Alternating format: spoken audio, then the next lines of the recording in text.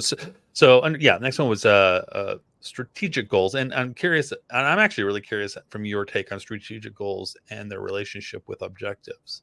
Um, Yeah, so yeah. sometimes there is a little bit of there's a framework that that is widely used, that people talk about it as, when they look at the stack up, you start with like the vision, mission, and then it gets a little bit, depends what school you went to or kind of what you're reading, in terms of where your bent will come from. So it either goes from, I like the model of a vision, mission, strategy, objective, and so that's a VMSO. Some people do a VM OS, so objective over strategy, and it's fine. It's just, again, it's definitional, and it's What's the trying to, distinction? Tell me a distinction between, and I mean, yeah, yeah, strategy and objective. that's a really good point, because the objective is the something that you want to go after and get. The strategy is how you would do it. Then, okay, so I could say my objective is to increase market share by X, or get whatever this, yeah, increase market share by 10% or something. The strategy could be like, well, how do we do that? Is there 10% more somewhere? And you go, well, wait a minute, maybe it's international expansion. Okay, that's our strategy. We're going to start to focus on expanding internationally, but we also want 10%.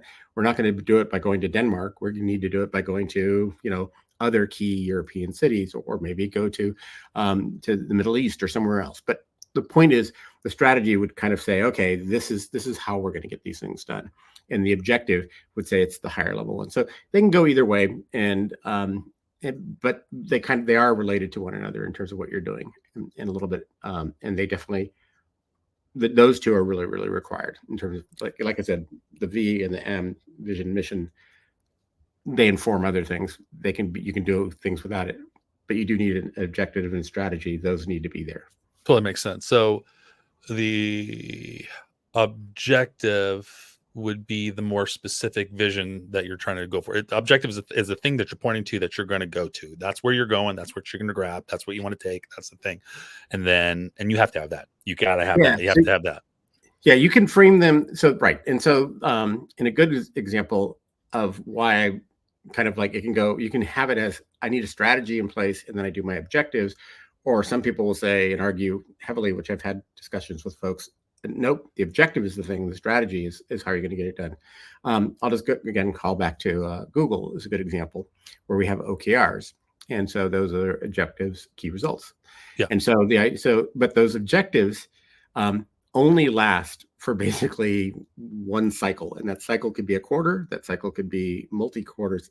I've rarely seen it last more than 2 quarters. Usually you start the year with, what are my OKRs? And then they're not even anywhere near where they are at the end of the year. But that said, but yet a strategy piece, though, to me, that's more important, because that's going to live longer, because it will take you multiple quarters to execute a strategy. And there could be a reason and the same rationale, et cetera. And then you have objectives for each of the kind of minor milestones for this objective, et cetera.